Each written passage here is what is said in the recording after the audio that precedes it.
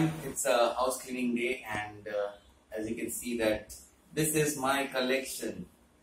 So this is my collection from this tank. This has just come out of the tank. I thought I'd just make a quick video to show you guys what came out of the tank. So I'm kind of rearranging the tank.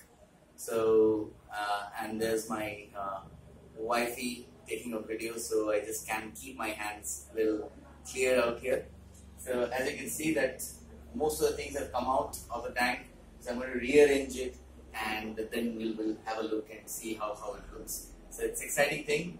Okay, so yeah, see you at the other side of rearranging the tank. Alright, so here is the mess that I made. The wife isn't at home, so just got to clean up before she comes back. Yeah, so that's what I've done. This is the reject product. Couldn't just fit in the base stems and all of Ludwigia, so I just got rid of them. Yeah, I actually am throwing off a lot now. I don't have an online site or something where I can give away the stuff. So, and anyway, so this is what I've done. This is the new setup. Don't know if you like it. I am not too good with aquascaping and also, yeah, not sure if you like it, but yeah, so I just rearranged the stuff so that more light just comes into the tank base. Tank base was not getting enough light, and of course that was one of the reasons that I was not affected by what do you call it, the algae. That problem had gone, but yeah, it was not looking good either. I mean, it's just a jungly look. I mean, how much can you like it? I mean, you just like it until you have it in your own tank. So yeah, so as you can see, the water is pretty dirted out, very dirty actually. So I'm going to do a 70% water change now. I'm just going to throw that out, and I'm just going to refill it. Now I had a few rocks that, lava rocks, as you can see there. Those were lying outside the tank for quite some time. Just put them back in because as you can see that the crypts were not growing well because they were not getting enough light, and they need some holding down. So yeah, I'm just using that. Kind of also gives contrast to the scape. I mean, as you can see, it's only plants, so this gives a lot of contrast to the scape. And I've planted, so this time what I've done different is I've planted Ludwigia on both the sides, as you can see there and here. So two sides. Left the Amazon swords as is. I mean, just look at those. Those are like crazy. I mean, I've never seen Amazon swords so big, even in my neighborhood shops. I mean, I just beat everyone out. And look at the Jungle Val after the trim. So those had grown all the way up to, say, yeah, here. So above the tank. So about like 3 feet up on top of the tank. So that's huge. The tank itself is like what, 2.5 feet, 3 feet height. Yeah, 3 feet height, and another 3 feet. Not 3 feet then. It should be about 5 feet long. So I just cut off the tops and just let them be. Replanted them in one of the corners, as you can see. It's not too clear, but yeah, in the background you can see that I've planted the Jungle Val. Those will grow back in. Then Jungle Val Nana, those are doing great. I didn't disturb them. It looks nice actually. It looks like a forest floor. So yeah, I just left it there. And the grass that I had, the hair grass here, I just moved it from the center to the side. So that's a classic example of what happens if you don't plan your aquascape when you're doing the first planting. So my tank is an exact example of a bad aquascapist. So, escapist? Aquascapist? Don't know. I just coined the term. So, yeah. So that's it. I'll take a break now. I'll clear the water, and then we'll have a short chat after this cut. Alright. So, I've refilled the tank after the cleanup. I threw away the water, and of course, I had to recharge with a lot of fertilizers that I use. So let me just take you through what I used.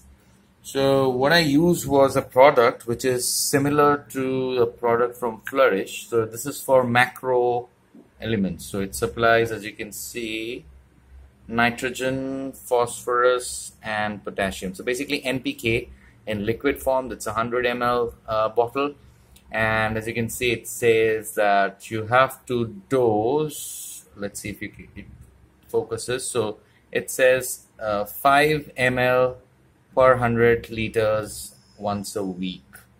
So that's the first dose that I put in because the water column is new. Next is it's a micronutrients and trace elements. So it's also the same dosage. That's 4 ml per 100 liters of aquarium once a week. So that's dosed as well. Followed by liquid carb. This is a Flourish Excel alternative that I've been talking of quite some time. This is made in India and it's packaged in Bangalore, so I just use that. It's half the price of Flourish. This 250 ml bottle costed me 249 rupees, whereas Flourish 250 ml. First, it's only available online.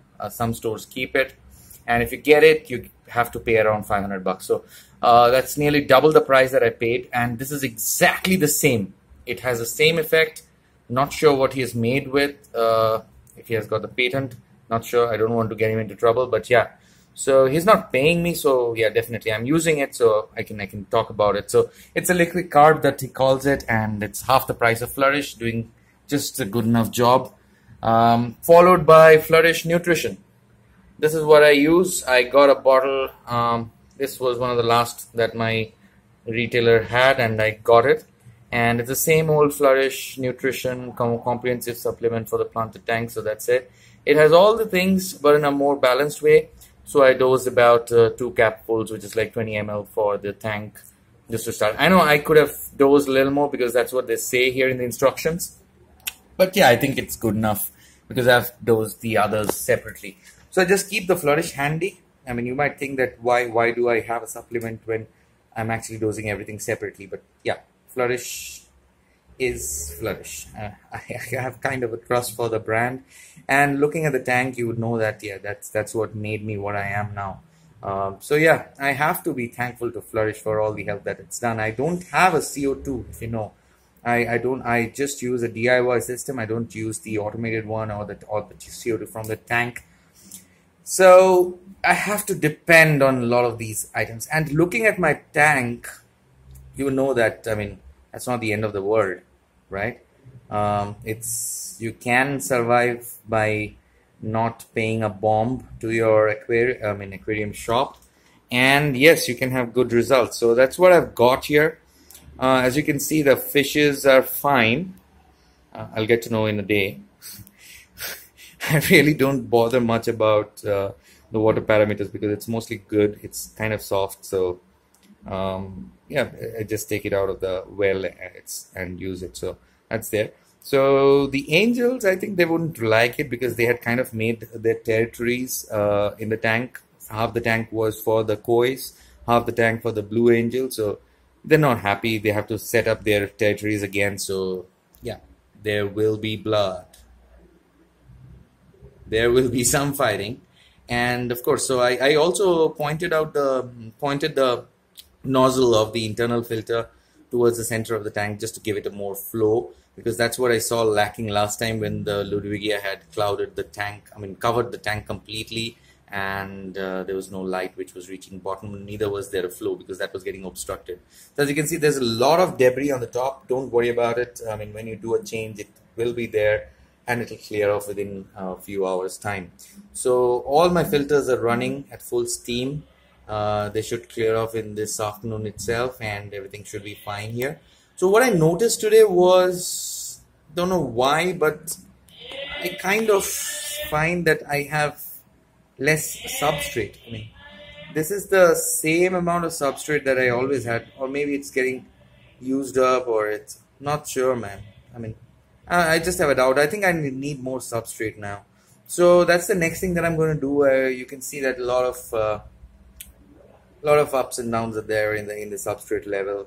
So what I'll do is I'm going to get something in black. So I found a store which is going to sell some ADA soil for a steal price. I'll let you know once I buy it.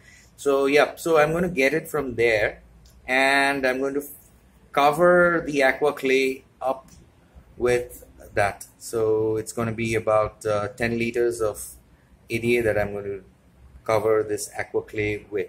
One reason being ADA is the superior quality. That's what people have told. So I just want to see if aqua clay can give me this kind of growth, which I, of course, personally dedicated to flourish more than the soil, because I don't believe that the substrate does much in an aquarium environment. It's mostly from the water column that plants and fish draw their nutrition. So yes, but yeah, let's give it a try. Let's give it a spin. No harm.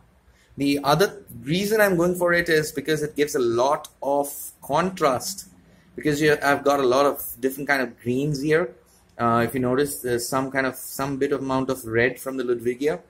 So I'm going to put a lot of black in the substrate so that it gives a nice contrast. I mean, the colors of fishes just seem to pop out when you have a lot of contrast. So that's my target. Let's see. It's not a very financially feasible idea at this point. So yes, I'll just wait it out a bit, and 10 liters of ADA, that's it gonna be. And that will give me a lot more substrate to play around with and hold the plants in place. So yep, that's the plan. And get more tetras. Because of all this movement that I've done to the tank, I've lost a few tetras. So that happens. These guys, they look brilliant, they're really great, but yeah, they don't like change much. The only thing that you can change a lot is water, but not a lot of it. I mean, frequent water changes are fine, but as long as you restrict yourself to like 10, 20, 30% max. So I had to move it from one room to the other, and as you know, that the stand that I use does not have wheels, which is the case with most of the people. You don't have aquariums with a stand with wheels.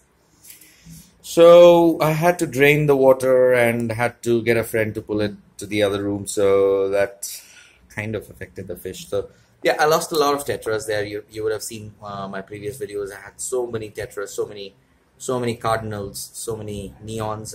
All I see now are some cardinals. Neons have gone nearly missing. You can see like a couple of neons and few raminos. I had a lot of raminos. So yes, that's it gonna be. And of course, because there was not much light and my crypts were failing, and as you know that the crypts were the main habitat for my shrimps, the angels ended up getting some nutrition out of them. So that was the case. They just ate up the shrimps. I don't have any shrimps anymore. Tank is completely out of shrimps.